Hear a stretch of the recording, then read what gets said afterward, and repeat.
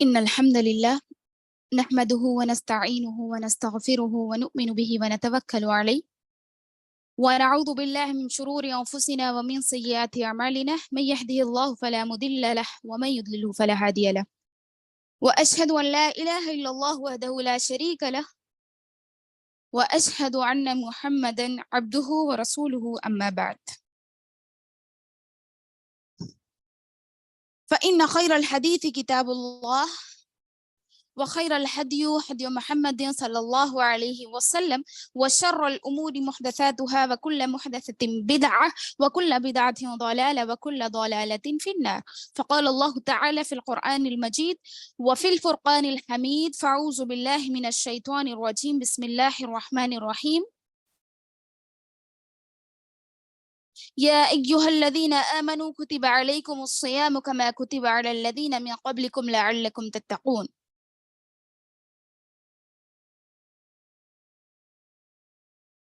وقال النبي صلى الله عليه وسلم بني الإسلام على خمس شهادة أن لا إله إلا الله وأن محمد رسول الله وإقامة الصلاة وإيتاء الزكاة والحج وصوم رمضان. أما بعد وقال رسول الله صلى الله عليه وسلم في موضع آخر تركت فيكم أمرين لا تزلوا ما تمسكتم بهما كتاب الله والسنة. میری پیاری بہنوں، میں آپ سبھی کا تہ دل سے استقبال کرتی ہوں۔ السلام علیکم ورحمۃ اللہ وبرکاتہ۔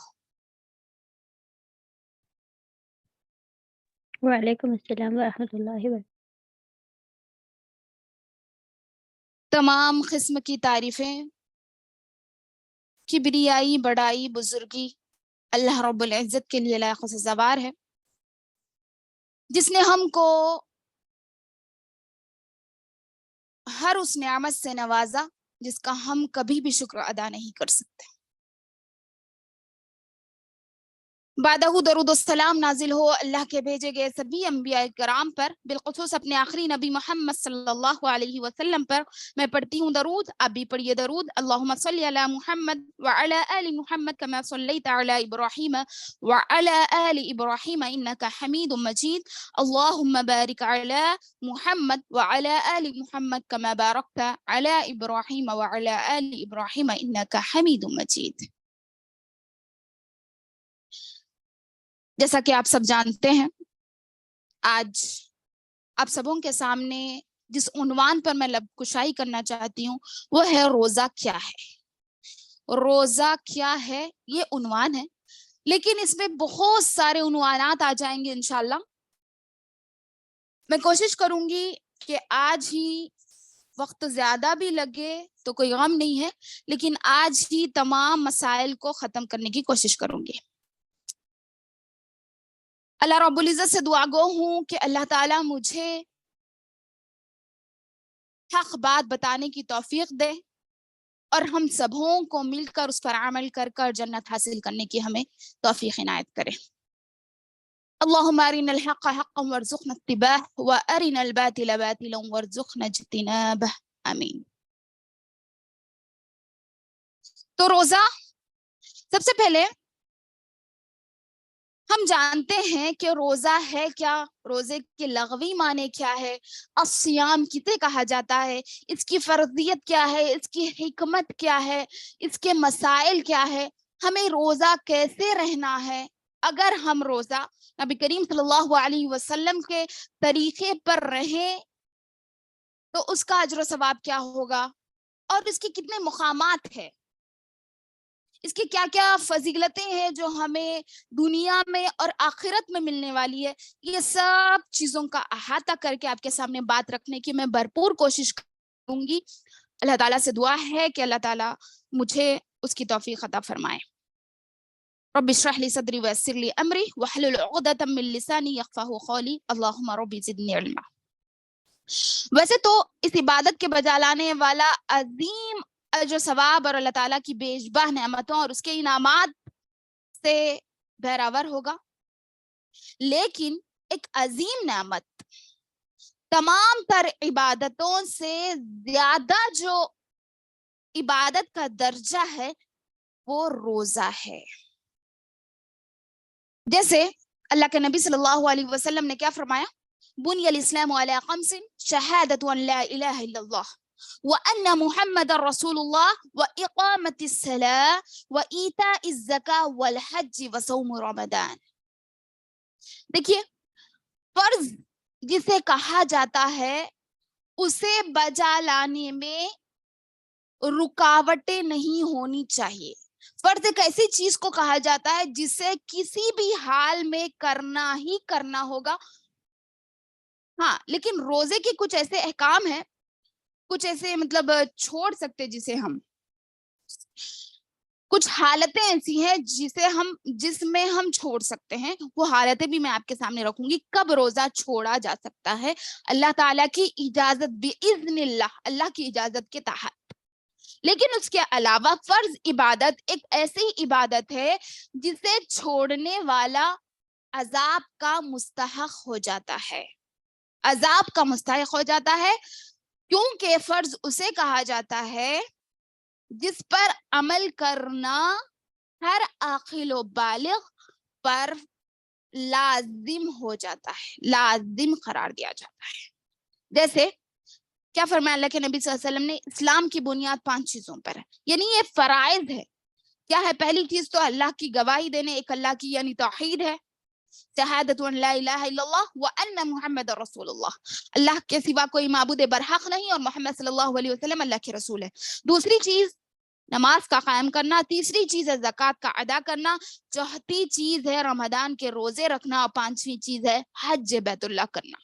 یہ 5 فرائض ہے، لیکن اس میں 2 چیزیں ایسی ہے جو صرف مالداروں پر فرض ہے، جیسے زکوٰۃ کا ادا کرنا اور حج بیت اللہ کا حج کرنا.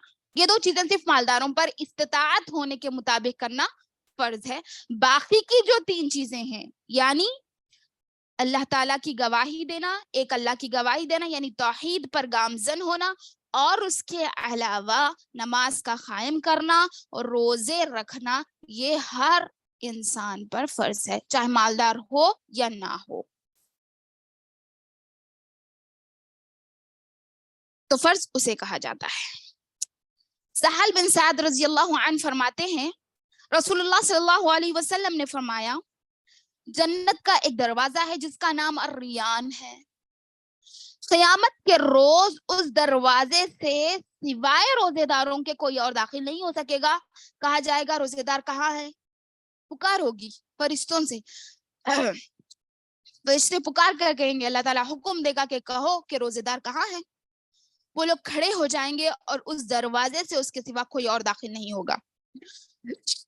اور جب روزے دار اس میں سے داخل ہو جائے گا تو اس دروازے کو بند کر دیا جائے گا، کوئی اور اس دروازے سے داخل نہیں ہو سکے گا.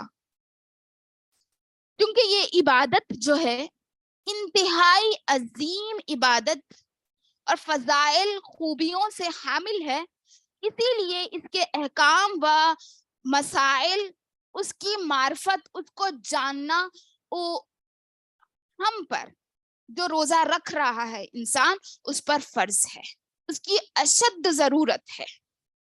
کیونکہ یہ ایک اہم عبادت ہے، یہ ایک ایسے فضائل کی گناگو عبادت ہے کہ اس کے بارے میں جانکاری حاصل کرنا میرے اور آپ کے لیے اور ہر اس شخص کے لیے ضروری ہے جو اللہ پر ایمان رکھتا ہو. اللہ سبحانہ و تعالیٰ پر جو ایمان رکھتا ہے اس شخص کے لیے ضروری ہے کہ وہ اس کا علم حاصل کرے جس کی وہ عبادت کرنے جا رہا ہو. جیسے ایک چھوٹی موٹی مثال آپ کے سامنے رکھوں میں. کوئی ایگزام دینے جا رہا ہو، مینس نارمل اسکول کا، جو انگلش کے اسکولس ہوتے ہیں اس کا ایگزام دینے جا رہا ہو، تو سب سے پہلے وہ کیا کرے گا؟ اس کی تیاری کرے گا. ایگزام کیسے دینا ہے معلوم کرے گا، اس کا ماڈل پیپر معلوم کرے گا، سوالات کیسے آئیں گے وہ معلوم کرے گا، تب جا کے وہ ایگزام ہال کو جائے گا. ایگزام کے دن ایگزام ہال میں جانے سے پہلے یہ سب چیزوں کی معرفت اس کے لیے ضروری ہے، کیونکہ اسے ایگزام کیسے لکھنا ہے معلوم کرنا چاہیے، ورنہ وہ جا کر کچھ لکھ ہی نہیں سکتا. اسی طرح اگر لکھے گا بھی کچھ الا ولا الٹا سیدھا تو وہ قابل قبول نہیں ہوگی. رانگ مارک کے پیپر پھاڑ کے پھینک دیتے سرس, ہے نا. اسی طرح ایگزیکٹ میں آپ کو صرف مثال دے رہا ہوں, ویسے تو اسلام کی مثال کسی اور چیز سے دینی بھی نہیں چاہیے, لیکن صرف دماغ میں بات بیٹھنے کے لیے میں آپ کو مثال دے رہی ہوں.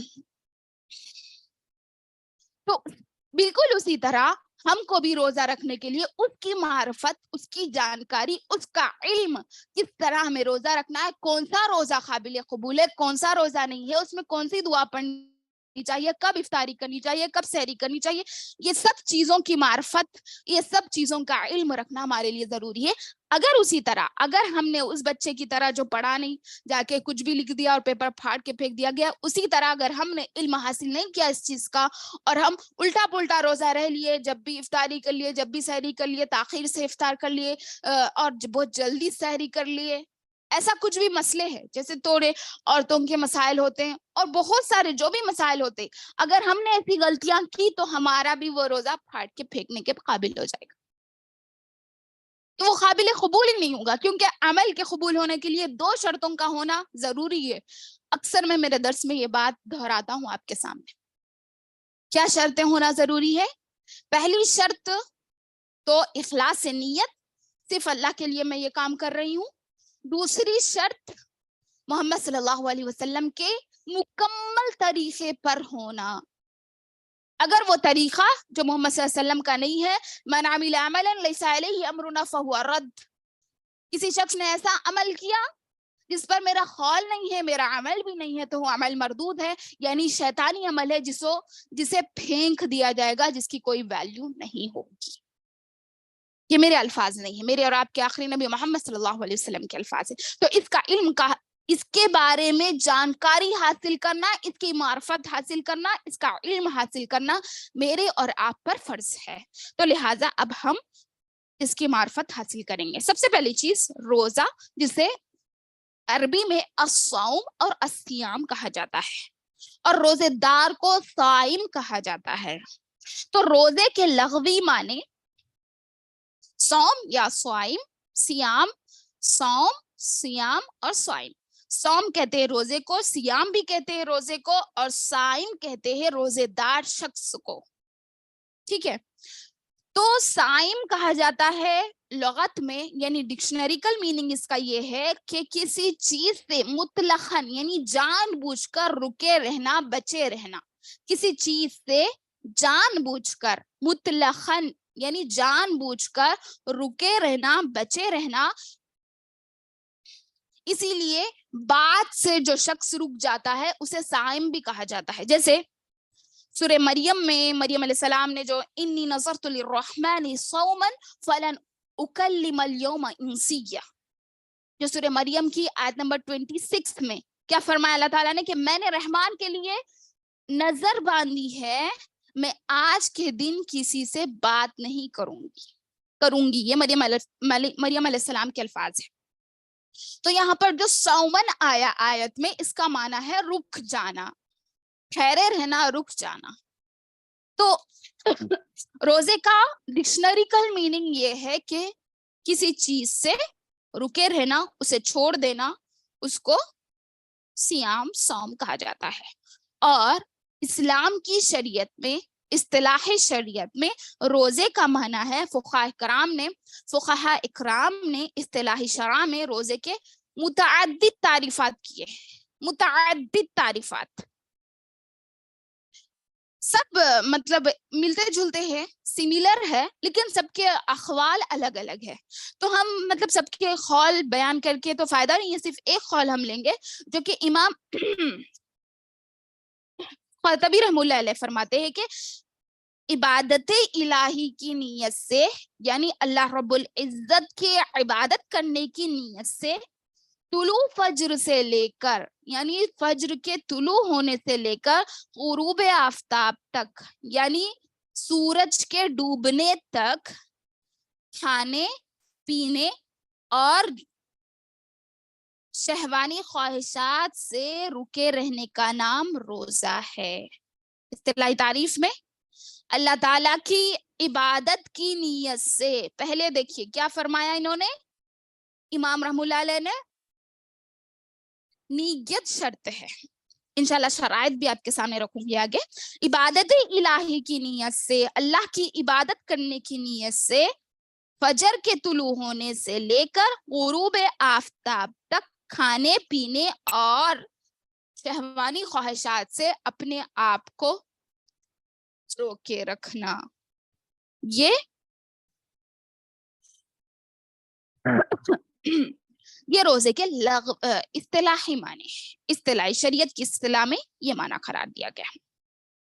और इमाम उसैमीन रहमुल्लाह अलैह ने जिक्र किया, फरमाते हैं कि अल्लाह सुब्हानहू व तआला की इबादत व बंदगी बजा लाने की खातिर सुबह सादिक से लेकर गुरूब आफ्ताब तक खाने पीने और रोजा तोड़ने वाली देकर तमाम चीजों से खुद को रोके रखने का नाम रोजा है। रुक जाने में क्या क्या माने आएंगे इसमें देखिए, खाने पीने से रोकना अपने आप को, और वो काम जिसको अल्लाह रब्बुल इज्जत नापसंद करता हो उन तमाम कामों से अपने आप को रोके रखने का नाम भी रोजा है। वैसे तो साल के 12 महीने अपने आप को बुरे कामों से रोके रखना है, लेकिन रोजा एक ऐसी चीज है अगर उसमें हम गुनाह करते जाएंगे और खाली वक्त भी करते जाएंगे तो फायदा नहीं है रोजा रखने का। यहाँ पर अल्लाह रब्बुल इज्जत वही फरमा रहे हैं कि रोजा रुक जाने का नाम है, तो उसमें जुबान की हिफाजत करेंगे, गीबतों से बचेंगे, चुगलियों से बचेंगे और किसी का बुरा चाहने से बचेंगे, अपने नफ्स को रोके रखेंगे बुराई की तरफ जाने से। आज हमारा रोजा भी सोशल मीडिया का हो गया। अल्लाह हमें महफूज रखे।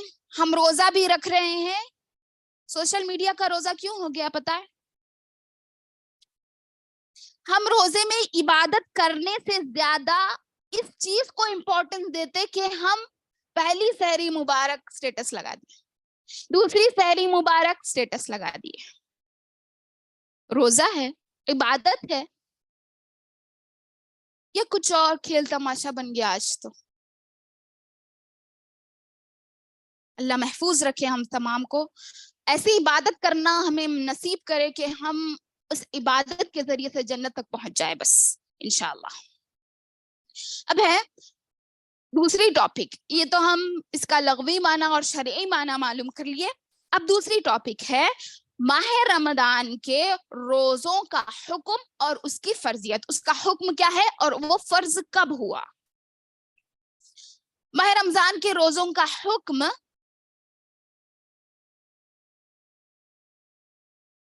माह रमजान का रोजों का हुक्म किस पर लगता? माह रमजान के रोजे हर आखिल व बालिग शरई रुकावट से खाली मुसलमान पर किताब और सुन्नत से और इजमाए उम्मत यानी तमाम लोगों के जरिए से फर्ज है। रोजे की फर्जियत हमको किताबुल्लाह से मिलती है, जैसे मैंने खुतबा मसनूना में आयत करीमा की तिलावत की जो कि सूरह बकरा की आयत नंबर 183 है। क्या फरमाते हैं अल्लाह ताला कि या बिस्मिल्लाहिर्रहमानिर्रहीम या अय्युहल्लज़ीना आमनू कुतिबा अलैकुमुस्सियाम कमा कुतिबा अलल्लज़ीना मिन क़ब्लिकुम लअल्लकुम तत्तक़ून। ऐ ईमान वालों क्या फरमाया? तुम पर रोजे फर्ज कर दिए गए थे। ये हुक्म है अल्लाह का, अल्लाह का हुक्म है रोजों की। ये क्या है? रोजों का हुक्म, माह रमजान के रोजों का हुक्म अल्लाह ताला दे रहा है, हुक्म दिया। क्या फरमाया? कुतिबा, लिख दिए गए। कुतिबा का माना होता है लिख दिया जाना, ये फेले माजी मजहूल का सिगा है, लिख दिया गया। अलैकुम, तुम सब पर, सियाम, रोजों को, कमा, जैसे कि कुतिबा लिख दिया गया था, अलल्लज़ीना मिन क़ब्लिकुम, तुमसे पहले लोगों पर, लअल्लकुम तत्तक़ून। यहाँ पर क्या फरमाया जा रहा कि किस लिए रोजों को फर्ज किया गया? शर्त क्या बताई अल्लाह ताला ने? कि तुम में तक़वा पैदा हो, तुम अल्लाह की तरफ तक़वा इख्तियार करो। इसकी लंबी तशरीह इंशाल्लाह मैं आगे करूंगी। फिर और एक آیت جو کہ سورہ بقرہ آیت نمبر 185 ہے. فرما رہے اللہ تعالیٰ شہر رمضان الذی انزل فیہ القرآن ھدی للناس وبینات من الھدی والفرقان فمن شہد منکم الشہر فلیصم. یہاں پر بھی حکم نازل ہو رہا اللہ تعالیٰ کا کہ رمضان وہ بابرکت مہینہ ہے جس میں قرآن کو اتارا گیا، جو لوگوں کے لیے ہدایت ہے، اور جس میں ہدایت ایسی ہے جو قرآن ہے وہ حق اور باطل کے درمیان فرق کرنے والی چیز ہے. تم میں سے جو شخص اس مہینے کو پالے، یہاں فرما رہے فمن شہد منکم الشہر، تم میں سے جو شخص اس مہینے کو پالے فلیصم، اسے چاہیے کہ وہ روزہ رکھے. تو یہاں پر روزے کا حکم اللہ تعالیٰ بتا دے رہا، اور یہ تو اللہ کی سنت سے، اللہ تعالیٰ کی طرف سے فرض ہو گیا. اور نبی کریم صلی اللہ علیہ وسلم کی سنت سے ہم دیکھیں گے کہ روزے کی فرضیت رسول صلی اللہ علیہ وسلم کی سنت سے کیا ہے. عبداللہ بن عمر رضی اللہ عنہ بیان کرتے ہیں کہ رسول اللہ صلی اللہ علیہ وسلم نے فرمایا بنی الاسلام علی خمس، جو میں نے خطبہ مسنونہ میں حدیث آپ کے سامنے رکھی تھی، اور بنی الاسلام علی خمس شہادت ان لا الہ الا اللہ وان محمد رسول اللہ واقام الصلاۃ واقامۃ الصلاۃ وایتاء الزکاۃ وصوم رمضان وحج البیت. یعنی اس میں صاف انداز میں ظاہر ہو گیا. اور ایک دوسری حدیث میں جس میں طلحہ بن عبید اللہ رضی اللہ عنہ فرماتے ہیں کہ ایک اعرابی جس کے بال بکھرے ہوئے تھے، وہ رسول صلی اللہ علیہ وسلم کی خدمت میں حاضر ہوا، اور اس نے پوچھا اللہ کے نبی صلی اللہ علیہ وسلم، اے اللہ کے نبی صلی اللہ علیہ وسلم، اللہ نے ہم پر کتنی نمازیں فرض کی ہیں؟ تو آپ صلی اللہ علیہ وسلم نے فرمایا 5 نمازیں، پھر اللہ یہ کہ نفل کو چھوڑ کر اس کے علاوہ بھی تم اور نفل پڑھ سکتے ہو. اس طرح اللہ کے نبی صلی اللہ علیہ وسلم نے فرمایا. پھر عرض کیا، ہمیں بتلایا کہ اللہ نے ہم پر کتنی زکوٰۃ فرض کی ہے، اور اسی طرح تمام ارکان اسلام کے بارے میں پوچھتا گیا، جیسے زکوٰۃ کتنی ہے، اور حج کب کرنا ہے، کن وجوہات پر حج کریں گے، اور ویسے روزے کتنے ہیں. اس طرح پورے سوالات کیا، اور وہ اعرابی کو اللہ کے نبی صلی اللہ علیہ وسلم نے پوروں کے جوابات دے دیے. یعنی روزے اتنے ہیں، روزوں کی فرضیت یہ ہے، اور روزوں پر روزے رکھنے کی یہ فرضیت ہے. یہ تمام چیزیں اللہ کے نبی صلی اللہ علیہ وسلم نے اس کو بتا دی. اور جب وہ شخص اٹھ کر جانے لگا، رسول صلی اللہ علیہ وسلم نے فرمایا قسم اس ذات کی جس نے آپ کو عزت بخشی. وہ اس شخص نے کہا، جو عربی تھا، اس شخص نے کہا کہ میں اللہ کی قسم کھا کر کہتا ہوں کہ میں آپ نے جو چیزیں بتائی ہے میں اس پر کمی پیشی کیے بغیر عمل کروں گا. تو اللہ کے نبی صلی اللہ علیہ وسلم نے فرمایا یہ شخص بامراد ہو گیا. اگر اس نے بامراد ہو گیا یعنی بہت اونچا مقام اس نے پا لیا، اگر اس نے ان چیزوں میں پکا رہا، یعنی جو بات یہ کہہ کر جا رہا اس میں اگر یہ پکا ہے تو یہ بامراد ہو گیا. یا اللہ کے نبی صلی اللہ علیہ وسلم نے فرمایا، ایک دوسری حدیث کے الفاظ ہے کہ یہ جنتی ہو گیا اگر یہ سچا ہے. سبحان اللہ، جنت کی بشارت اللہ کے نبی صلی اللہ علیہ وسلم نے دے دی.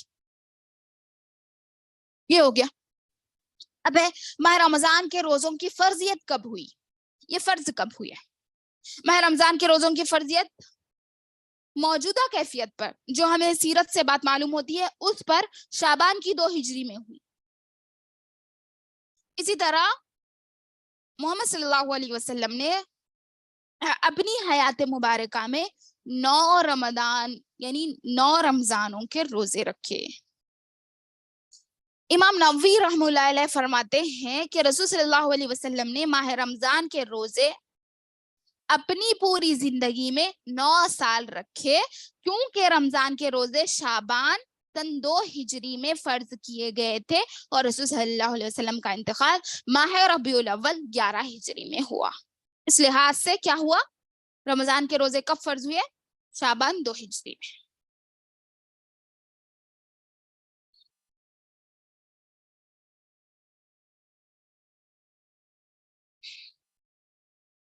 اب ہمیں معلوم ہو گیا کہ ماہ رمضان کے روزے رکھنا ایک مسلمان پر فرض ہے. فرض کا مطلب یہ ہے کہ اس کے چھوڑنے پر گناہ ہوگا، اور گناہ گار جہنم میں داخل ہو سکتا ہے. اس کے چھوڑنے والے پر گناہ ہے. تو اب یہ بات ہم معلوم کریں گے کہ رمضان کے روزے کی جو فرضیت ہے اس کا انکار کرنے والا، کہ اگر کوئی شخص کہے کہ میں نماز پڑھوں گا، اللہ تعالیٰ کی توحید کو مانوں گا اور حج کروں گا، زکوٰۃ دوں گا، لیکن یہ روزے مجھ سے نہیں ہوتے، یہ روزے نہیں رکھتوں، یا پھر روزے کو وہ انکار ہی کر دیتا کہ یہ اللہ کی طرف سے نہیں ہے، اگر روزے کا انکار کر رہا تب تو وہ کافر. لیکن اگر روزے رہنے کی اس کے اندر طاقت ہے لیکن وہ رہتا نہیں ہے تو اس کو شریعت کے حکم سے سزا دی جائے گی. یہ میری اور آپ کی بات نہیں ہے، میری منہ کی بات نہیں ہے، بلکہ میں اس کو حدیث کی روشنی میں آپ کے سامنے رکھنے کی کوشش کروں گی. دیکھیے رمضان کے روزے اور ان روزوں کی فرضیت پر امت محمدیہ کا اجماع ہے. اللہ کے طرف سے یہ فرض بھی ہے، رسول صلی اللہ علیہ وسلم کی سنت سے بھی اس کا ثبوت ملتا ہے ہمیں، اور یہ ارکان اسلام میں سے ایک رکن ہے جس کا دین اسلام سے ہونا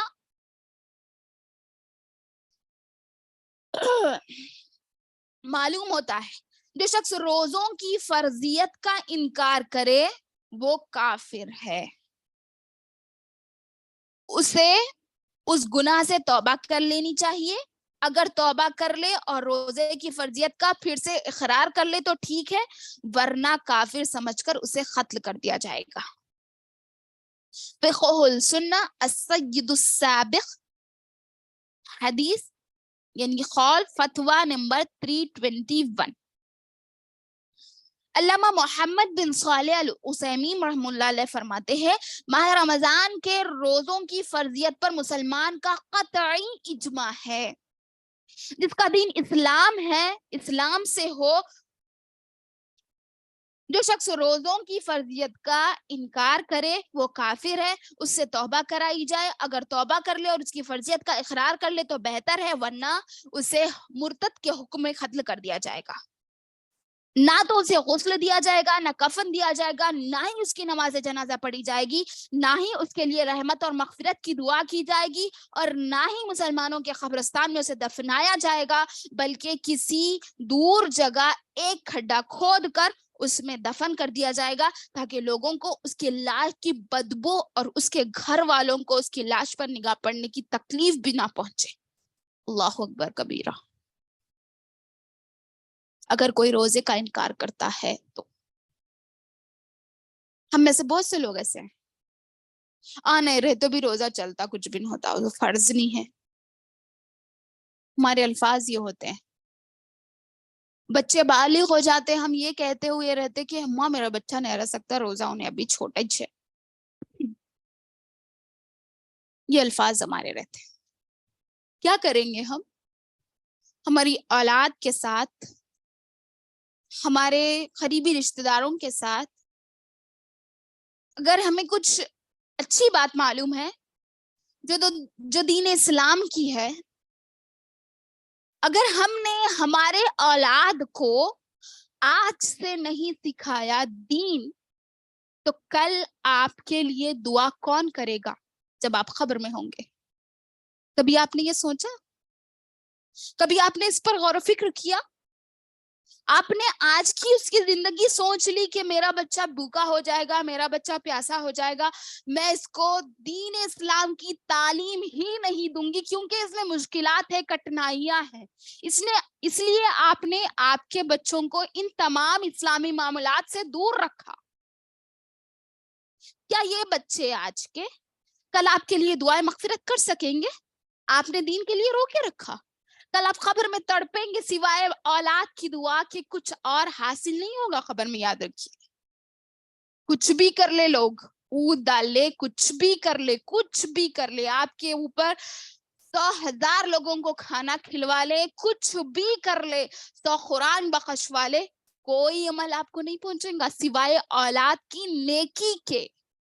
اگر آپ کی اولاد نیکی کرتی ہے تو وہی آپ کو پہنچے گی، دوسری چیز آپ کو نہیں پہنچے گی. آپ کے بچے جتنے نیک ہوگے اتنی نیکیوں کا اجر ثواب برابر آپ کو ملے گا جتنی اولاد کو ملتا ہے. پھر بھی ہائے افسوس ہم مسلمان عورتوں پر، ہم مائیں جو اولاد کی پہلی درسگاہ ہے ہماری گودیں، ہم نے ان کو کیا سکھا دیا؟ کیا سکھا دیا میری ماں اور بہنوں؟ ہم نے ان کو ناچ گانا سکھا دیا۔ ہم خوشی سے تالیاں بجاتے ہیں جب ہماری اولادیں ناچتی ہے بچپن میں، بڑے ہو کر جب ناچتے ہیں تو ہم ہی انہیں روکتے ہیں۔ کس نے دی ہے تربیت؟ میں اور آپ نے۔ کیا ہوگا ہم سے؟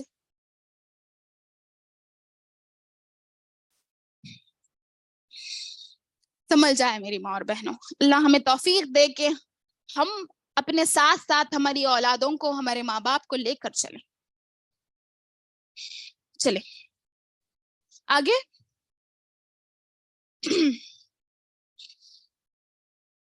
یہ تو جان لیا ہم نے کہ اس کی فرضیت کا جو انکار کرتا ہے اس کا حکم منکر، جو اس سے انکار کرتا ہے اس کے لیے نہ مسلمانوں کے قبرستان میں جگہ ہے، نہ اسے کفن دینے کا حکم ہے، اور نہ ہی اس کے لیے دعا کرنے کا حکم ہے۔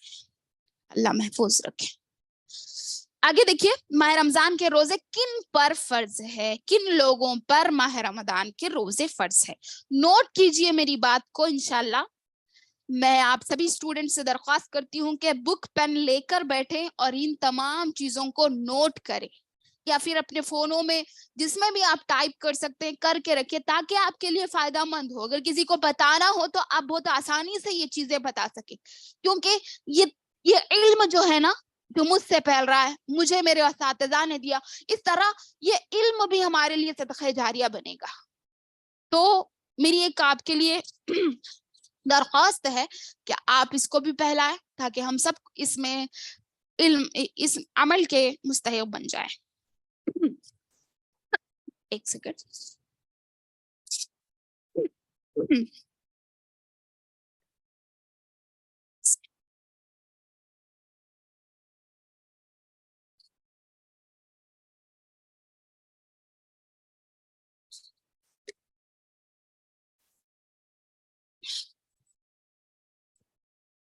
آگے دیکھیے، ماہ رمضان کے روزے کن لوگوں پر فرض ہے؟ ماہ رمضان کے روزے ان مردوں اور عورتوں پر فرض ہے جن میں 6 شرطیں پائی جائیں۔ جن میں یہ 6 شرطیں نہ پائی جائیں ان پر ماہ رمضان کے روزے فرض نہیں ہے۔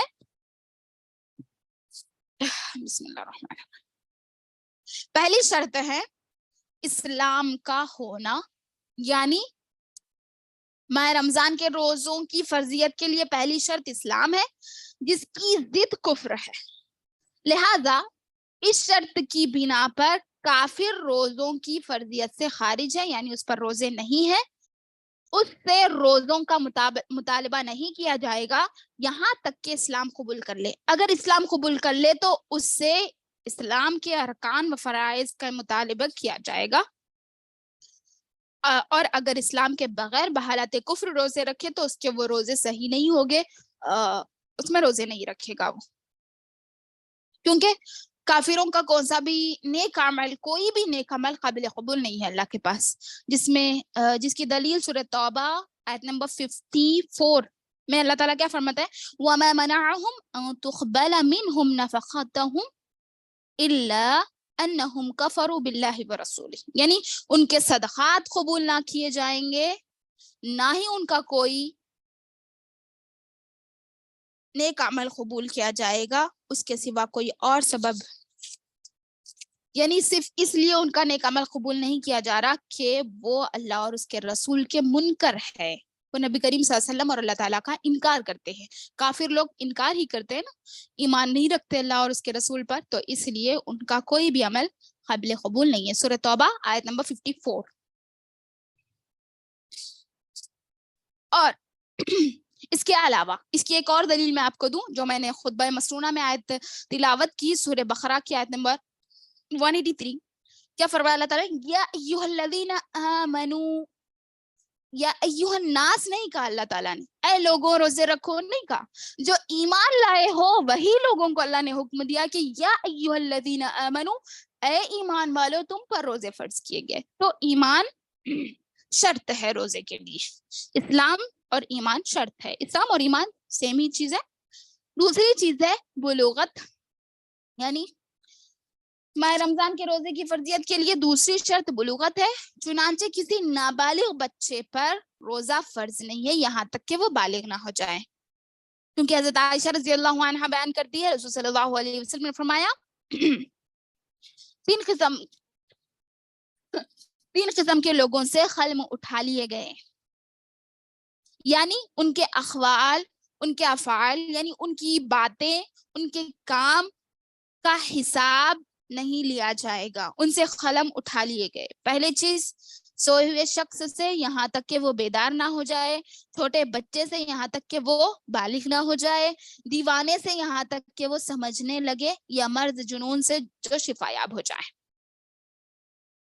یہ تین چیزوں سے قلم اٹھا لیے گئے. ان کی کوئی بھی چیز لکھی نہیں جائے گی، یعنی ان کے برے اعمال لکھے نہیں جائیں گے، ان کا حساب کتاب نہیں ہوگا. تو اس لیے بچوں پر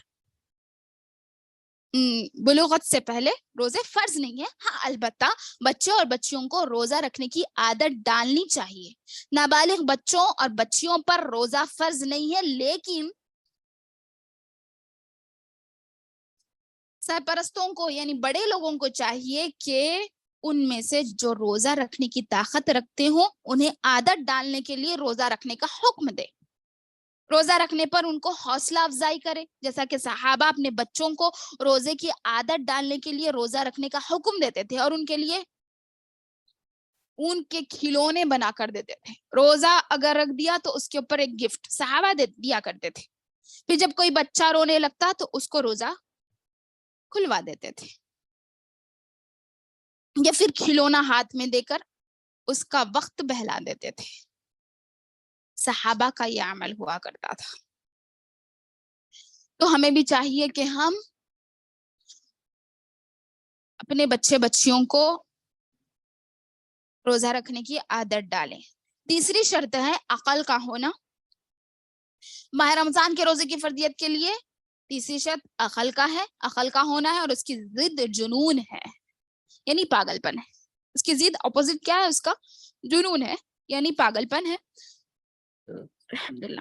چنانچہ عقل سے جو محروم ہے، جس کے پاس عقل نہیں ہے، جو دیوانہ شخص ہے، اس پر روزہ فرض نہیں ہے، کیونکہ وہ فقدان عقل کی وجہ سے شرعی احکامات کا مکلف نہیں ہے. کیونکہ عقل جس کے پاس نہیں ہے اس کو یعنی اسلام کی جو شریعت کے احکامات ہے اسے معلوم ہی نہیں ہے، اسے کچھ معلوم ہی نہیں ہوتا کہ اللہ کیا ہے، رسول کیا ہے، کوئی چیز اسے پتا نہیں ہے. اس وجہ سے اس کے اوپر وہ مکلف نہیں ہے وہ چیز کا، یہاں تک کہ اس کی عقل واپس آ جائے.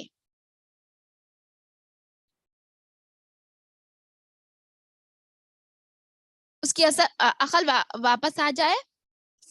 اگر وہ روزہ رکھ بھی لے تو اس کا روزہ صحیح نہیں ہے، کیونکہ اس کے پاس عقل نہیں ہے جس سے اپنی عبادت کو سمجھ سکے اور اس کی نیت کر سکے، اور عبادت بغیر نیت کے تو درست نہیں ہے. کیونکہ اللہ کے نبی صلی اللہ علیہ وسلم نے فرمایا انما الاعمال بالنیات، تمام اعمال کا دار و مدار نیت پر ہے. نیت کا ہونا شرط ہے ہر عمل کے لیے.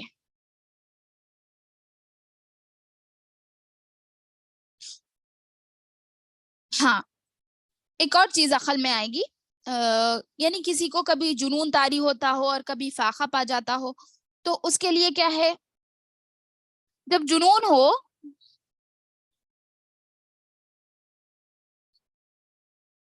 جنون کی حالت میں روزہ رکھنا اس پر فرض نہیں ہے. کیونکہ جب اس پر جنون طاری ہو جائے تو اس کا روزہ باطل ہو جاتا ہے، کیونکہ اس کے پاس اس وقت عقل نہیں ہوتی، اس وجہ سے وہ روزہ نہیں رکھے گا.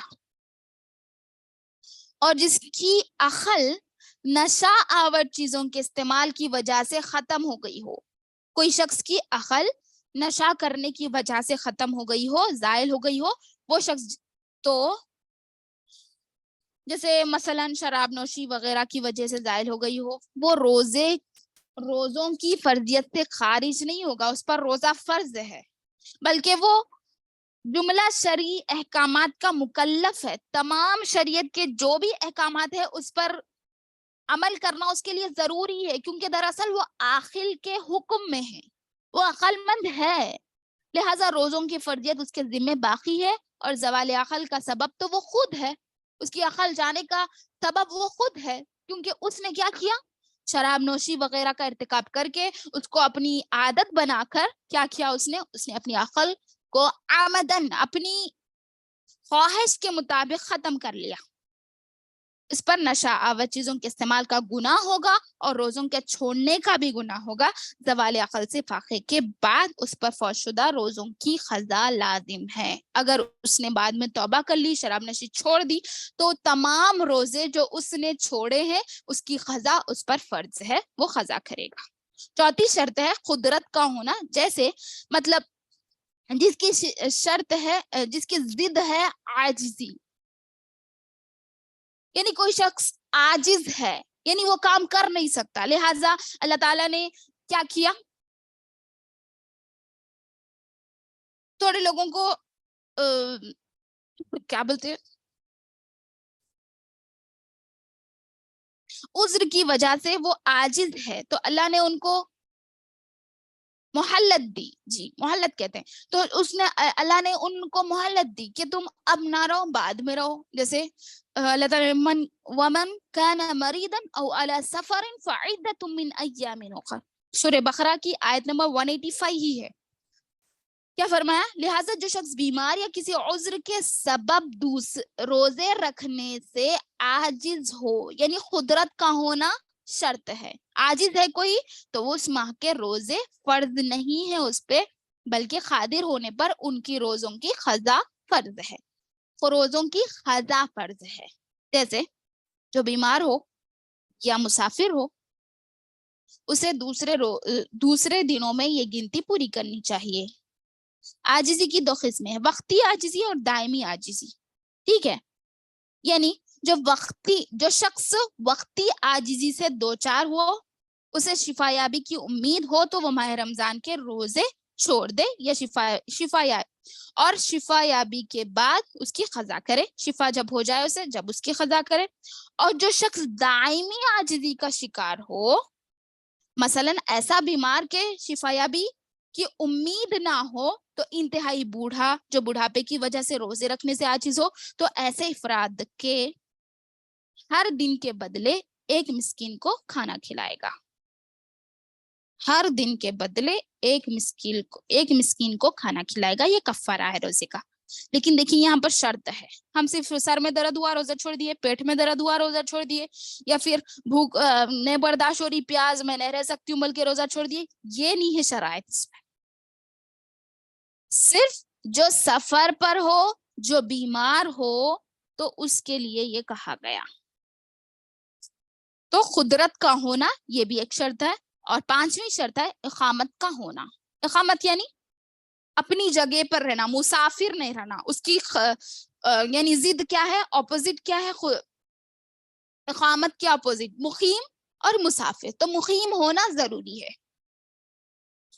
اس میں کیا ہے، جو مسافر ہو، جیسے کہ یہی آیت ہے، اس کی بھی دلیل 185، یعنی وَمَنْ كَانَ مَرِيضًا أَوْ عَلَى سَفَرٍ فَعِدَّةٌ مِنْ أَيَّامٍ أُخَرَ. جو شخص بیمار ہو یا سفر میں ہو تو اسے دوسرے دنوں میں اس کی گنتی پوری کرنی چاہیے. ٹھیک ہے، تو مسافر کے لیے بھی بعد میں اس کی قضا کر لینی چاہیے. اور 6ٹھی شرط ہے موانع سے خالی ہو. جیسے چنانچہ عورتوں کے لیے ہے یہ خاص موانع، یعنی روکے رکھنے والی چیزیں. حیض و نفاس عورت کو نماز سے روکے رکھتی ہیں، تو اس کے لیے ہے یہ. اس میں اللہ تعالیٰ فرماتے ہیں، جیسے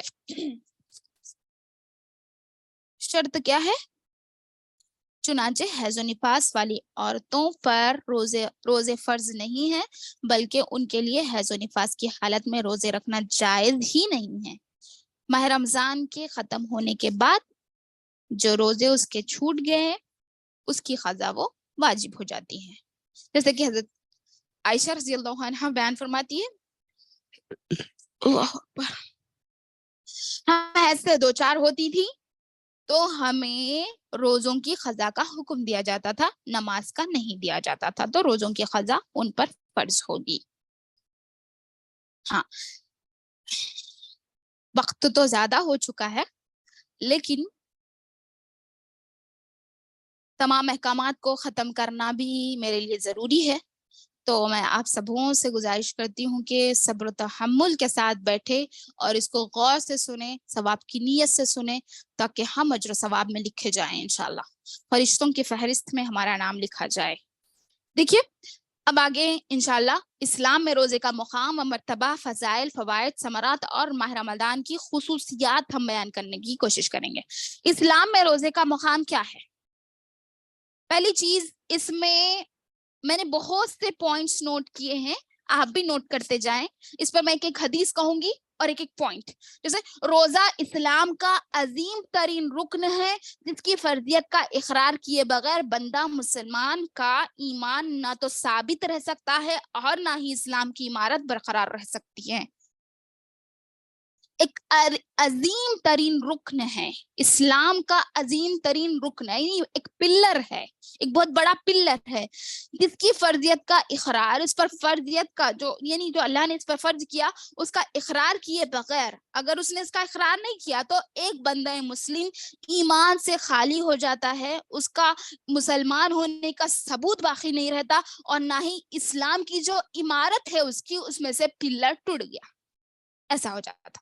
جیسا کہ عبداللہ بن عمر رضی اللہ عنہ بیان کرتے ہیں، جو میں نے خطبہ مسنونہ میں آپ کے سامنے حدیث رکھی تھی، بنی الاسلام علی خمس، شہادت ان لا الہ الا اللہ وان محمد رسول اللہ واقامت الصلاۃ وایتاء الزکاۃ وصوم رمضان وحج البیت، یعنی یہ 5 چیزیں اسلام کی بنیاد ہے۔ اگر آپ نے اس میں سے ایک چیز کو بھی نکالنے کی کوشش کی تو آپ نے اسلام کی عمارت کو توڑ دیا۔ دوسری چیز، یہ پہلا ہو گیا، دوسرا ہے ایک فرض روزہ بلا غنہ، بلا عذر ترک کرنے کا کفارہ ساری عمر کے روزے بھی نہیں بن سکتے۔ ایک فرض روزہ جو ہم رہتے ہیں رمضان کے 30 یا 29 روزے، اس میں سے آپ نے اگر ایک بھی روزہ چھوڑ دیا تو آپ اگر پورا 1 سال روزہ رکھیں گے بلا ناغہ پورا 1 سال روزہ رکھیں گے تو یہ فرض روزے کا ثواب آپ کو نہیں مل سکتا۔ سبحان اللہ۔ اس کے راوی حدیث ابو ہریرہ رضی اللہ عنہ بیان فرماتے ہیں، رسول صلی اللہ علیہ وسلم نے فرمایا، جس شخص نے بلا عذر یا بلا مرض، نہ بیماری ہے نہ کچھ نہ کیا، صرف ایسے ہی رمضان کا ایک روزہ بھی ترک کیا، چھوڑ دیا، تو ساری عمر کے روزے بھی اس کا کفارہ نہیں بن سکتے۔ سبحان اللہ۔ غور و فکر کیجئے، صرف سننے کے لیے یہ بیان نہیں رکھا گیا، غور و فکر کیجئے، محاسبہ کیجئے، تدبر کیجئے۔ 1 سال کا روزہ کسے کہہ رہے ہیں؟ انسان پورا سال دن میں کھائے بغیر بھوکا رہ سکتا ہے؟ اگر وہ سال بھر بھی روزہ رکھ لے تو یہ ایک روزے کے برابر وہ نہیں ہوگا۔ اللہ اکبر، اللہ ہمیں محفوظ رکھے۔ تیسری جو فضیلت ہے وہ ہے رمضان پانے کے باوجود مغفرت الہی سے سرفراز نہ ہونے والے کے لیے ہلاکت ہے۔ اگر جو شخص رمضان پالے اس کے باوجود بھی وہ اللہ کی مغفرت کو نہ پائے تو وہ ہلاکت ہے اس کے لیے، جس میں حدیث آپ بار بار سنے ہوں گے، جب نبی کریم صلی اللہ علیہ وسلم منبر پر چڑھ رہے تھے، پہلی سیڑھی پہ آمین کہے، دوسری سیڑھی پہ آمین کہے، تیسری سیڑھی پہ آمین کہے۔ جب ان سے سوال کیا گیا کہ کیوں آپ صلی اللہ علیہ وسلم نے اس طرح کیا، کبھی ایسا تو کیے نہیں تھے، اب پہلی مرتبہ کیا، کس لیے کیا؟ تو 3 وجوہات بتائیں۔ ایک تو ماں باپ کو بڑھاپے میں پالے لیکن ان کی خدمت نہ کریں تو اس کے لیے لعنت ہے، فرشتے نے کہا، اللہ کے نبی صلی اللہ علیہ وسلم نے کہا آمین۔ پھر دوسرا شخص وہ جو رمضان کے روزے پائے لیکن روزے نہ رکھے اور اس میں اللہ کی مغفرت نہ کروا لے تو اس کے لیے لعنت ہو، اس کے لیے ہلاکت ہو، کہا فرشتوں نے، اور نبی کریم صلی اللہ علیہ وسلم نے آمین کہا۔ کون ہے نبی؟ جو ساری دنیا کے سردار، اللہ تعالیٰ نے بنا کر بھیجا انہیں، ساری دنیا کے سردار، حوض کوثر کے امام، امام الانبیاء، انبیاء کے امام، میرے اور آپ کا آمین نہیں ہے، یہ سرکار دو عالم محمد صلی اللہ علیہ وسلم کا آمین ہے۔ تو کیا ہم بچ سکیں گے لعنت سے اگر ہم نے روزہ چھوڑ دیا؟ نہیں بچیں گے۔ تو لعنت فرمائی اس شخص کے لیے جو رمضان کا روزہ پائے لیکن اس میں اللہ سے مغفرت نہ کروا لے، رمضان کا مہینہ پائے تو اس کے لیے ہلاکت اور بربادی ہے۔ نبی کریم صلی اللہ علیہ وسلم نے کہا آمین۔ میرے اور آپ کا آمین نہیں ہے میری ماں اور بہن، اللہ کے نبی صلی اللہ علیہ وسلم کا آمین ہے، تو ہم ہلاکت کے مستحق ہوں گے۔ آج یہاں پر تھوڑا سا جائزہ لیں گے ہم اپنے آپ کا۔ ہم سوچتے کیوں ہم اتنی مشکلات میں ہیں، ہماری زندگیاں اتنی مشکلوں میں کیوں جا رہی ہے؟ گھر میں نہ سکون، نہ برکتیں، نہ رحمتیں، نہ کچھ، نہ کیا۔ آج مسلمانوں پر مظالم ڈھائے جا رہے ہیں، مسلمانوں کو گاجر اور مولی کی طرح کاٹا جا رہا ہے، اس کی وجہ ہم خود ہے میری ماں بہن۔ کیوں؟ یہاں پر نبی کریم صلی اللہ علیہ وسلم نے ہلاکت، لعنت کی اس شخص پر۔ ہم کہیں نہ کہیں لعنت کے مستحق ہیں، ہم جانتے نہیں ہیں، اس لیے ہم پر یہ لعنتیں برس رہی ہے جو آج ہم اور آپ جس کی پلے میں بھرے ہوئے ہیں۔ وہ مظالم ہم پر آ رہے ہیں، وہ لعنتیں ہی ہیں جو اللہ کے نبی صلی اللہ علیہ وسلم نے ہمارے لیے کی ہے۔ ہم ہی ہے ہلاکت کا ذریعہ۔ افسوس ہے ہم پر، کیونکہ ہم نے کبھی ہمارے اسلام میں کیا کیا فرائض ہے جاننے کی کوشش ہی نہیں کی، تو ہمیں فرضیت معلوم کیسے ہوگی؟ کیا چیزوں سے ہمارے اوپر مشکلات آ رہی ہیں ہمیں معلوم ہی نہیں ہے۔ صرف ہم نعرے لگاتے ہیں اللہ کو ہم ہی ملے تھے، ہم پر ہی پریشانیاں برس نہیں تھی۔ نہیں میری ماں اور بہنوں، اس کی غلطیاں ہم کر رہے ہیں، اللہ کا کوئی قصور نہیں ہے، کسی کا کوئی نہیں ہے، ہم ہیں اس کے گناہ گار۔ خیر، اس وجہ سے ہم پر لعنتیں برس رہی ہے، اللہ ہمیں محفوظ رکھے۔ آگے دیکھیے، چوتھی فضیلت، روزے نہ رکھنے والے کا انجام کیا ہوگا؟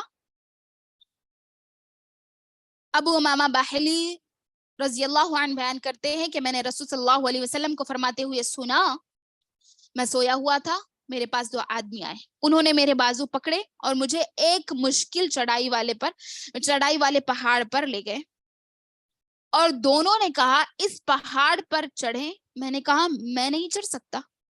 انہوں نے کہا ہم آپ کے لیے سہولت پیدا کریں گے۔ بس میں چڑھ گیا، حتیٰ کہ میں پہاڑ کی چوٹی پر پہنچ گیا، آخری حصے تک پہنچ گیا۔ اللہ کے نبی صلی اللہ علیہ وسلم فرما رہے جہاں میں نے شدید چیخ و پکار کی آوازیں سنی، میں نے پوچھا یہ آوازیں کیسی ہے؟ انہوں نے بتایا، یعنی وہ فرشتوں نے بتایا، 2 آدمیوں نے بتایا، یہ جہنمیوں کی چیخ و پکار کی آواز ہے۔ پھر وہ میرے ساتھ آگے بڑھے، جہاں میں نے کچھ لوگ الٹے لٹکے ہوئے دیکھا۔ کچھ لوگوں کو کیا کیا؟ الٹے لٹکے ہوئے دیکھا، جن کے منہ کو چیر دیا گیا ہے، جس سے خون بہ رہا ہے۔ میں نے پوچھا یہ کون لوگ ہیں؟ انہوں نے جواب دیا یہ وہ لوگ ہیں جو وقت سے پہلے روزہ افطار کر لیا کرتے تھے۔ اس کی تشریح میں الفاظ آتے ہیں جو روزے کو رکھتے ہی نہیں تھے۔ یہ تو صرف روزہ جلدی افطار کرنے کے بارے میں عذاب بتایا گیا ہے۔ پھر سے میں کہوں آپ کے سامنے، الٹے لٹکائے گئے لوگ جن کے منہ کو چیرا جا رہا ہے اور جن کے منہ سے خون بہ رہا ہے، عذاب الہی ہے، میری اور آپ کی بات نہیں ہے۔ صحیح ابن خزیمہ حدیث نمبر 237 باب نمبر 3، علامہ البانی رحم اللہ علیہ نے اس حدیث کو صحیح کہا ہے۔ اس کے لیے دیکھیے آپ لوگ سلسلۃ الاحادیث الصحیحہ 188 باب نمبر 10، حدیث الترغیب والترہیب، اس میں 588 حدیث نمبر ہے، میری اور آپ کی بات نہیں۔ منہ کو چیرا جا رہا ہے اور منہ سے خون بہ رہا ہے۔ پوچھا گیا یہ کون لوگ ہیں؟ انہوں نے جواب دیا یہ وہ لوگ ہیں جو صرف وقت سے پہلے افطار کر لیا کرتے تھے اور جو روزہ نہیں رکھتے تھے۔ بتائیے اب ہم ہمارا شمار کن لوگوں میں کریں گے؟ اللہم اجرنا من النار، اللہم اعتق رقابنا من النار، آمین یا رب العالمین۔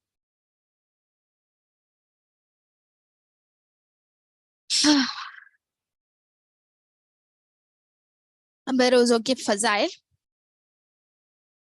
جو روزہ رکھے گا, دیکھیے یہ تو عذاب تھا جو میں نے آپ کے سامنے رکھا, 4 نہ رکھنے والوں کے لیے جو جو عذابات اللہ کے نبی صلی اللہ علیہ وسلم نے بتائے ہیں وہ میں نے آپ کے سامنے رکھے.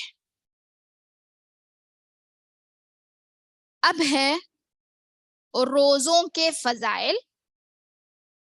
روزہ پہلی چیز تو جنت میں داخل ہونے کا ذریعہ ہے.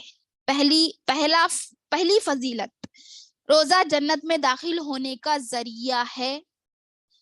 ابو امامہ رضی اللہ عنہ بیان کرتے ہیں کہ میں نے رسول صلی اللہ علیہ وسلم سے کہا مجھے کسی ایسے عمل کی رہنمائی فرمائیے کہ میں اس عمل پر عمل کر کے جنت میں داخل ہو جاؤں. تو آپ صلی اللہ علیہ وسلم نے فرمایا تم اپنے اوپر روزہ لازم کر لو, کیونکہ یہ ایک ایسی عبادت ہے جس جیسی کوئی دوسری عبادت نہیں. تو جنت میں دخول کا یہ روزہ سبب ہے, ذریعہ ہے. دوسری فضیلت, روزہ دار جنت میں روزے کی وجہ سے باب الریان سے داخل کیا جائے گا, جس دروازے سے روزے دار کے داخل ہونے کے بعد کوئی اور شخص داخل نہیں کیا جائے گا. کہا جائے گا کہ روزے دار کہاں ہے, بلایا جائے گا اور اس دروازے سے صرف روزے دار داخل ہوں گے, کوئی اور داخل نہیں ہوں. یہ دوسری فضیلت ہے. تیسری فضیلت, روزہ جہنم سے حفاظت کا ذریعہ ہے. جو روزہ رکھے گا, امام جابر بن عبداللہ رضی اللہ عنہ بیان فرماتے ہیں کہ رسول صلی اللہ علیہ وسلم نے فرمایا روزہ ڈھال ہے جس کے ذریعے سے بندہ مسلم خود کو جہنم سے بچا سکتا ہے. روزہ آتش دوزخ سے حفاظت کے لیے اسی طرح کی ڈھال ہے جس طرح لڑائی سے حفاظت کے لیے تم میں سے کسی کے پاس ڈھال ہوتی ہے. چوتھی فضیلت, روزہ جہنم سے حفاظت کا مضبوط قلعہ بیان کیا اللہ کے نبی صلی اللہ علیہ وسلم. مضبوط قلعہ کسے کہتے ہیں؟ ایسی چیز جب اس کے اندر چلے جائے تو کوئی پریشانی یعنی خطرہ نہ ہو, کسی چیز کا خطرہ نہیں رہتا. ایسی موٹی چیز قلعہ. اگر ہم ایک دیوار میں ہی آ گئے تو ہم اپنے آپ کو محفوظ سمجھتے, حالانکہ اتنے محفوظ نہیں رہتا. اگر قلعے میں چلے گئے اندر تو ہم کتنے محفوظ ہو جاتے ہیں, وہ چیز دیکھیے. تو ابو ہریرہ رضی اللہ عنہ بیان کرتے ہیں کہ رسول صلی اللہ علیہ وسلم نے فرمایا روزہ گناہوں سے بچنے کے لیے ڈھال ہے اور جہنم سے حفاظت کا مضبوط قلعہ ہے. قلعہ حسین ان کہا اللہ تعالیٰ نے اللہ کے نبی صلی اللہ علیہ وسلم نے, یعنی مطلب اس کا عربی میں قلعہ ہوتا ہے, مضبوط قلعہ. پانچویں فضیلت, روزہ شہوت سے ڈھال ہے. عبداللہ بن مسعود رضی اللہ عنہ بیان فرماتے ہیں کہ رسول صلی اللہ علیہ وسلم نے فرمایا اے نوجوانوں کی جماعت, تم میں سے جو شادی کی طاقت رکھتا ہو وہ شادی کر لیں, کیونکہ شادی سے نگاہ نیچی رہتی ہے اور شرمگاہ کی حفاظت ہوتی ہے. اور جو مالی طاقت نہ رکھتا ہو شادی کے لیے, تو جس کی طاقت نہ ہو وہ کیا کرے, روزہ رکھے, کیونکہ روزہ اس کے لیے ڈھال ہے, یعنی شہوانی خواہشات سے انسان کو روک کے رکھتا ہے. آج آپ خود اندازہ لگا سکتے ہیں دنیا کی حالت کیا ہے, لوگ کس طرح زنا میں مشغول ہے, اللہ محفوظ رکھے. تو روزہ رہنے سے شہوانی خواہشات بھی کمزور پڑ جائیں گی اور لوگ ان گناہوں سے بچ سکیں گے انشاءاللہ. چھٹی جو فضیلت ہے وہ ہے اللہ کی راہ میں ایک دن روزہ رکھنے والے کو اللہ تعالی جہنم سے اس کے چہرے کو 70 سال کی مسافت تک دور فرما دیتا ہے. سبحان اللہ, کیا ہے, 70 سال کی مسافت تک دور فرما دیتا ہے. اس کے راوی, اس کی دلیل ابو سعید خدری رضی اللہ عنہ بیان کرتے ہیں میں نے رسول صلی اللہ علیہ وسلم کو فرماتے ہوئے سنا ہے کہ جو اللہ کی راہ میں ایک دن روزہ رکھے تو اللہ تعالیٰ اس کے چہرے کو 70 سال کی مسافت کے برابر جہنم سے دور فرما دے گا. 70 سال, آج ہماری عمریں نہیں ہے 70 سال, کوئی 50 سال, کوئی 60 سال, کوئی 10 سال, کوئی 12 سال, کوئی 25 سال, اس طرح ہماری موت ہو جاتی ہے. 70 سال کسے کہہ رہے ہیں؟ 70 سال کی مسافت تک اگر کوئی انسان چلتا رہا, بھاگتا رہا, دوڑتا رہا تو کتنی مسافت ہو جائے گی, اتنی مسافت تک ہمارے لیے جہنم دور ہے. سبحان اللہ, اتنی مسافت, اتنی دور رکھ دی اللہ تعالیٰ ہمارے سے جہنم کو اگر ایک روزہ رکھ دیا. سبحان اللہ. اور 7ویں فضیلت ہے اللہ کی راہ میں ایک دن روزہ رکھنے والے سے اللہ جہنم کو آسمان اور زمین کی مسافت تک دور فرما دیتا ہے. سبحان اللہ. اللہ کے لیے نیت خالص ہو, صرف اللہ کے لیے رکھ رہے ہیں, تو اس کے راوی حضرت ابو امامہ رضی اللہ عنہ ہے. رسول صلی اللہ علیہ وسلم فرماتے ہیں جو اللہ کی راہ میں ایک دن روزہ رکھے تو اللہ تعالیٰ اس کے اور دوزخ کے درمیان اتنی بڑی خندق بنوا دیتا ہے جتنا آسمان اور زمین کے درمیان فاصلہ ہے. سبحان اللہ. آسمان اور زمین کے درمیان کتنا فاصلہ ہے. کوئی کہتے ہیں 500 سال سفر کرنے پر بھی ایک شخص آسمان تک نہیں پہنچ سکتا. 500 سال, 1 سال 2 سال نہیں, 70 سال بھی نہیں. ہم پیچھے کی حدیث میں پڑھے 70 سال کی مسافت سے جہنم کی آگ سے دور کر دے گا. اس پر اور ایک بڑی فضیلت سونے پر سہاگا. کیا فرمایا اللہ کے نبی صلی اللہ علیہ وسلم کہ کوئی شخص روزہ رکھتا ہے تو خالص نیت سے اللہ کے لیے بھوکا پیاسا رہتا ہے. صرف ایک دن کی بات, 15-16 گھنٹے نیت کا خالص ہونا ضروری ہے اس میں بس, اور اپنے آپ کو گناہوں سے روکے رکھنا. کیا ہے اس کی فضیلت؟ زمین و آسمان کے برابر خندق کھود دیتا ہے اور اتنی مسافت سے ہم کو جہنم سے دور کر. سبحان اللہ. اللہ اکبر. اللہ ہم کو اس میں داخل کر دے, آمین. روزہ قیامت کے دن 8ویں فضیلت جو آپ کے سامنے میں رکھ رہی ہوں, روزہ قیامت کے دن روزے دار کے لیے سفارش کرے گا. سبحان اللہ. پتا ہے آپ لوگوں کو روزہ قیامت کے دن روزے دار کے لیے سفارش کرے گا. اس کے راوی عبداللہ بن عمر رضی اللہ عنہ فرماتے ہیں رسول صلی اللہ علیہ وسلم نے فرمایا روزہ اور قرآن کے تعلق سے میں نے پچھلی کلاس میں آپ کے سامنے کہا تھا, اسی میں روزہ بھی آتا. تو روزہ اور قرآن قیامت کے دن روزے بندے کے لیے سفارش کریں گے. روزہ کہے گا اے میرے رب, میں نے اس بندے کو کھانے پینے اور اپنی خواہشات پوری کرنے سے روکے رکھا, لہٰذا اس کے بارے میں میری سفارش تو قبول فرما. اور قرآن کہے گا اے میرے رب, میں نے اس بندے کو رات میں قیام کے لیے سونے سے روکے رکھا, لہٰذا تو اس کے بارے میں میری سفارش قبول فرما.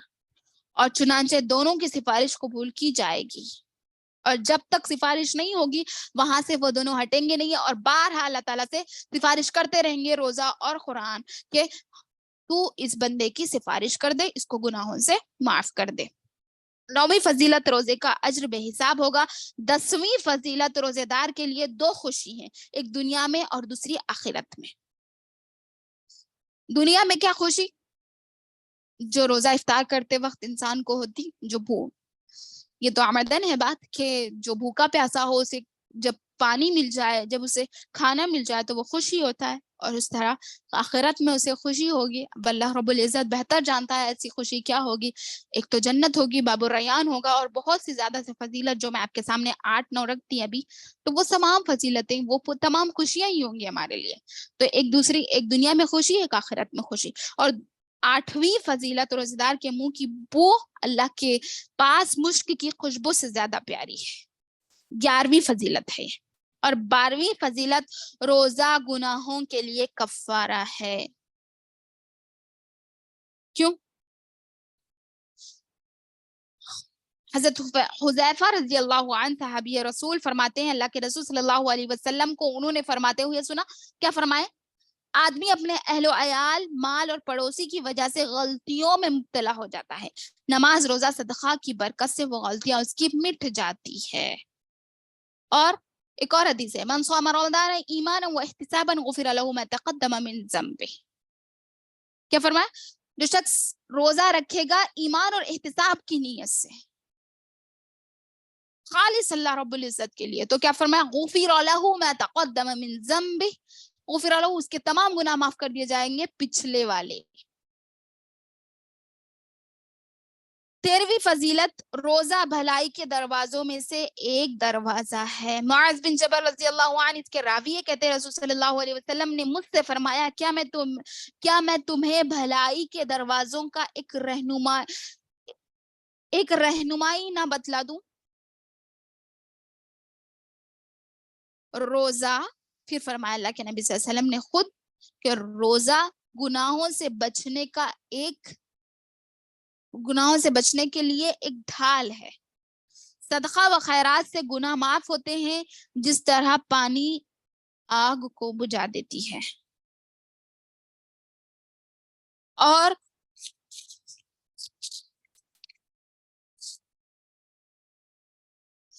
آدھی رات میں مسلمان بندے کا نماز ادا کرنا. پھر اللہ تعالیٰ کے اس فرمان کی تلاوت کی. کیا فرمایا اللہ تعالیٰ؟ تتجافى جنوبهم عن المضاجع يدعون ربهم خوفا وطمعا ومما رزقناهم ينفقون فلا تعلم نفس ما أخفي لهم من قرة أعين جزاء بما كانوا يعملون. ان کی کروٹیں، یعنی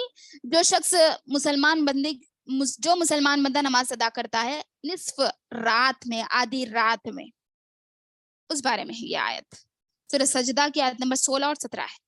اس کی کروٹیں، ان کی کروٹیں، ان مومن بندوں کی کروٹیں اپنے بستروں سے الگ رہتی ہیں، اپنے رب کے خوف اور امید کے ساتھ پکارتے ہیں، اور جو کچھ ہم نے انہیں دے رکھا ہے خرچ کرتے ہیں اس میں سے. کوئی نفس نہیں جانتا جو کچھ ہم نے ان کی آنکھوں کی ٹھنڈک کے لیے پوشیدہ کر رکھی ہیں. کوئی نفس نہیں جانتا، کوئی شخص جانتا ہی نہیں ہے. ایسے لوگوں کی فضیلت اللہ تعالیٰ بیان کر رہے ہیں کہ کوئی جانتا ہی نہیں ہے. ہم نے ایسے لوگوں کے لیے، کن لوگوں کے لیے؟ صدقہ خیرات کرنے والوں کے لیے، روزہ رکھنے والوں کے لیے، اور جو رات میں اٹھ کر نماز پڑھتا ہے، یعنی تہجد، قیام اللیل، تراویح، سب چیزیں اس میں آ جائیں گی. فرمایا ہم نے، کوئی جانتا ہی نہیں ہے ہم نے ان کے لیے کیا تیار کر رکھا ہے، ان کی آنکھوں کی ٹھنڈک کے لیے کیا چیزیں ہم نے پوشیدہ رکھی ہیں. جو کچھ یہ کرتے تھے یہ اس کا بدلہ ہے. اللہ تعالیٰ ہم کو اس کا بہترین بدلہ دے گا. ہم جو مشکلات یہاں پر اٹھاتے ہیں، فَلَقْتَحَمَ الْعَقَبَةَ وَمَا أَدْرَاكَ مَا الْعَقَبَةُ، تیرے بلد میں اللہ تعالیٰ کیا فرماتا ہے؟ یہ ایک گھاٹی ہے، بہت مشکل گھاٹی. وَمَا أَدْرَاكَ مَا الْعَقَبَةُ، تمہیں کیا معلوم کہ گھاٹی کیا ہے، مشکلات کیا ہے؟ پھر اللہ تعالیٰ نے ہی اس کا جواب دیا، فَكُّ رَقَبَةٍ، ایک غلام کو آزاد کرنا اس کے لیے مشکل ہوتا ہے، لیکن پھر بھی میرے لیے آزاد کر دیتا ہے، اس کا اجر و ثواب میں دوں گا. فَكُّ رَقَبَةٍ. اور اطعام فی یوم ذی مسغبہ، مسکین کو کھانا کھلانا بھوک والے دن. یتیما ذا مقربہ، یا یتیم کو یا خرابت داروں کو کھانا کھلانا. او مسکینا ذا متربہ ثم كان من الذین، او مسکین کو کھانا کھلانا جو مٹی پر پڑا ہوا ہو. ثم كان من الذین آمنوا وتواصوا بالصبر وتواصوا بالمرحمہ. یہ ایسے ایمان والے ہیں جو صبر و تحمل کے ساتھ اللہ تعالیٰ کے لیے اس کی نعمتوں کو پانے کے لیے صبر کے ساتھ، مشکلات کے ساتھ بھی عمل کیے. تو ایسے لوگوں کے لیے وہ چیزیں اللہ رب العزت تیار کر رکھا ہے جو کسی نفس نے نہ سوچا ہو، نہ کسی آنکھ نے دیکھا ہو، نہ کسی دماغ سے اس کا خیال ہوا ہو. ایسی چیزیں اللہ رب العزت عطا فرمائے گا. اللہ ہم کو بھی اس میں شامل کر دے، ہمیں بھی ایسی مشکلات پر چلا دے جو جنت تک جانے کے لیے ہمارے لیے کافی ہو. 14ویں فضیلت، روزہ دلوں سے کینہ و کپٹ اور وسوسوں کو دور کرتا ہے. ماہ رمضان کے نبی کریم صلی اللہ علیہ وسلم کا قول ہے کہ ماہ رمضان کے روزے ہر ماہ میں 3 روزے رکھنے سے دل کے وسوسے اور کینے کپٹ کا خاتمہ ہو جاتا ہے. مسند احمد کی صحیح حدیث ہے یہ. پھر 15ویں فضیلت، بوقت افطار. افطار کے وقت اللہ تعالیٰ بہت سارے لوگوں کو جہنم سے آزاد فرما دیتا ہے. اور 16ویں فضیلت جو ہے، روزے سے اخلاق بھی مہذب ہوتے ہیں اور زبان کی حفاظت بھی ہوتی. کیا فرمایا اللہ کے نبی صلی اللہ علیہ وسلم اس بارے میں کہ جب کوئی روزے کی حالت میں صبح کرے تو فحش کام نہ کرے اور جہالت کی بات نہ بولے، جاہل الفاظ، جہالت کے الفاظ نہ کہیں، فحش بات نہ کرے. اگر کوئی شخص اسے گالی دے یا اس سے جھگڑے تو کہہ دے میں روزے سے ہوں، انا صائم، میں روزے سے ہوں، انا صائم، میں روزے سے ہوں. کہنا چاہیے کہ میں روزے سے ہوں، میں تم سے لڑائی جھگڑا نہیں کروں گا.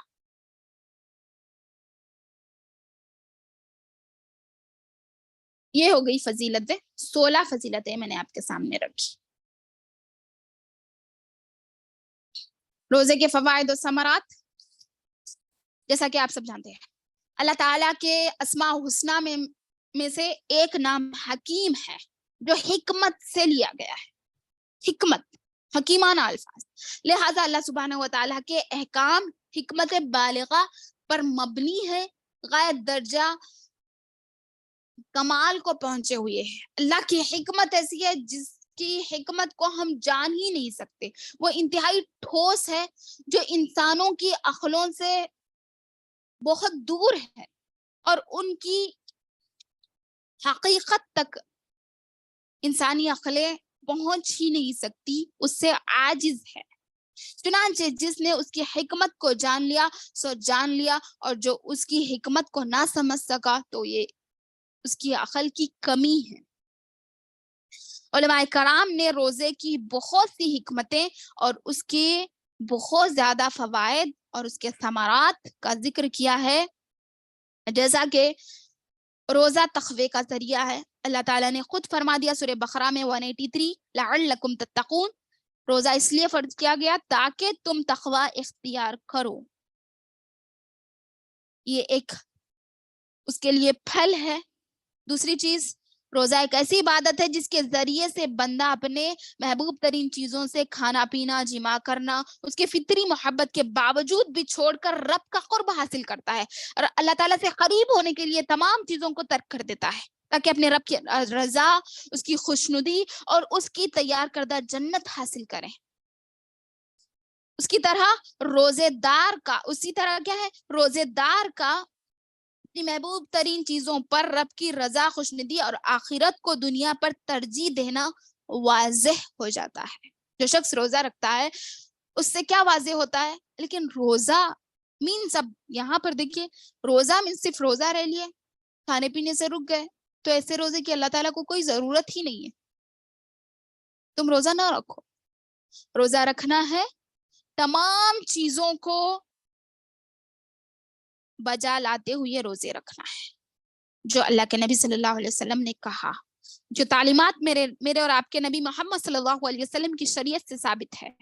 جیسے زبان کو روک کے رکھنا، جیسے ہم نے کھانے پینے سے رکا، اسی طرح اپنی زبان کو چغلیوں سے، غیبتوں سے، اور اسی طرح کینہ کپٹ سے، ہر بری چیز جس کو اللہ تعالیٰ ناپسند کرتا ہے ان تمام چیزوں سے رکنا، یہ روزہ ہے. ایسا روزہ نہیں جو ہم اور آپ رکھتے ہیں. ایسے روزوں کے لیے یہ فضیلتیں نہیں ہیں جو میں نے آپ کے سامنے رکھی ہیں. تیسری چیز، روزہ نفس کی تربیت اخلاق کو اجاگر کرتا ہے. تہذیب اور روزے دار کے انداز استقامت کی صفت پیدا کرتا ہے. ایک استقامت کی صفت روزے دار کو پیدا ہو جاتی ہے. روزہ انسان کو غلط عادات سے روکتا ہے. جو شخص کسی عادات سے، یعنی بدکار شخص بھی کیا کرتا ہے، جیسے مطلب کوئی شرابی ہے، کوئی زانی ہے، رمضان میں تو کام نہیں کرے گا، بعد میں کرے گا. تو روزہ ان تمام چیزوں سے روکے رکھتا ہے، انسان کو اخلاقیات سکھاتا ہے. روزے سے بہت زیادہ فوائد اور ثمرات ہیں. روزہ مسلمانوں کو صبر کی طاقت دیتا ہے اور مشقت برداشت کرنے کا عادی بنا دیتا ہے، عادت ڈال دیتا ہے روزہ، کیونکہ روزہ روزے دار کو پسندیدہ اور مرغوب چیزوں سے اور خواہشات کو ترک کرنے پر آمادہ کرتا ہے. اس طرح روزے میں صبر کی 3 قسمیں پائی جاتی ہیں. ایک، اللہ تعالیٰ کی اطاعت پر صبر کر رہا ہے. صبر کی 3 قسمیں، اللہ تعالیٰ کی اطاعت کر رہا ہے، صبر کر رہا ہے، اللہ کی حرام کردہ چیزوں پر صبر کر رہا ہے، اللہ کی لکھی ہوئی تقدیر پر صبر کرنا. اس طرح بندہ مسلم روزہ رکھ کر صبر کا عادی بن جاتا ہے، اس کو عادت ہو جاتی ہے صبر کرنے کی. 8ویں چیز، روزے میں مساوات کا ہمیں درس ملتا ہے کہ سارے مسلمان، خواہ وہ امیر ہو یا غریب، ایک ہی وقت میں سحری کرتے ہو، ایک ہی وقت میں روزہ افطار کرتے ہیں. اسی طرح روزہ مسلمانوں میں مساوات اور یکجہتی کا احساس بیدار کرتا ہے. روزہ نفس پر شیطان کو مسلط ہونے سے، اس کا جو غلبہ ہے شیطان کا نفس پر، اس کو کمزور کر دیتا ہے. اس کے غلبے کو، شیطان کی طاقت کو کمزور کر دیتا ہے روزہ. چنانچہ وہ ایک بندہ مسلم کو روزے کی حالت میں کم گمراہ کر پاتا ہے اور گناہوں میں کم ہی ملوث کر پاتا ہے.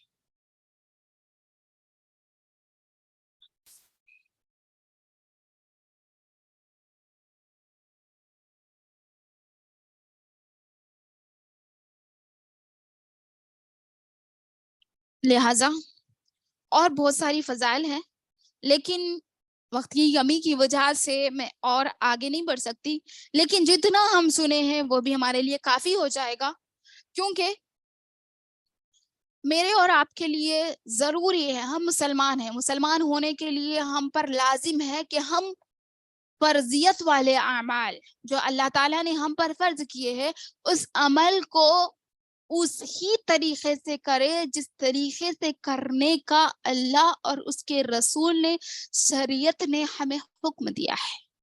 اگر ہم نے اس طریقے سے نہیں کرا تو وہ میرے اور آپ کے لیے ثواب کے بجائے عذاب کا وجود بن جائے گا. لہٰذا ہم نے فضائل سنے، اس کی خصوصیات سنی،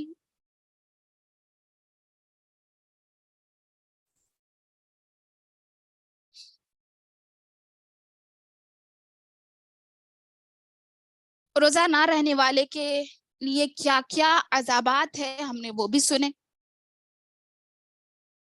مسائل کچھ باقی ہے، انشاءاللہ کوشش کروں گی آگے انشاءاللہ رکھوں گی مسائل جو کہ روزوں میں عورتوں کے مسائل اور روزوں میں اور کیا کیا مسائل آ سکتے ہیں، وہ تمام چیزوں کو رکھنے کی آپ کی میں بعد میں کوشش کروں گی انشاءاللہ ایک دن.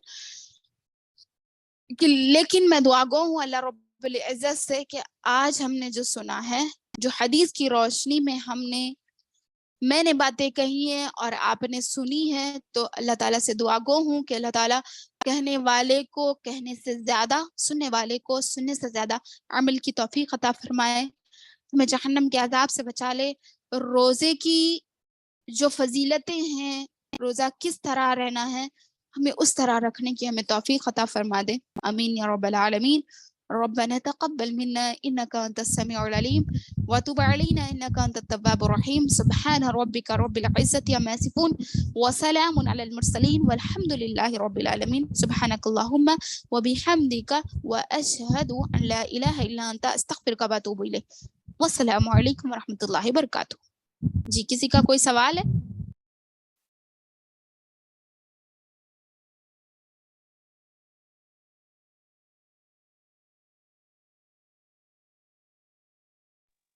میم ارکان پلورل ہے کیا میم؟ جی ارکان ارکان بولتے نا، تو پلورل ہے کیا ارکان؟ ہاں ہاں پلولر ہے. جی جی میم. سنگولر کون سا میم؟ یاد نہیں ہے میرے کو. رکن ہے رکن ہے رکن ہے. رک جی جی ٹھیک ہاں ہے میم. جی جزاک اللہ. اور کچھ سوال ہے کسی کا؟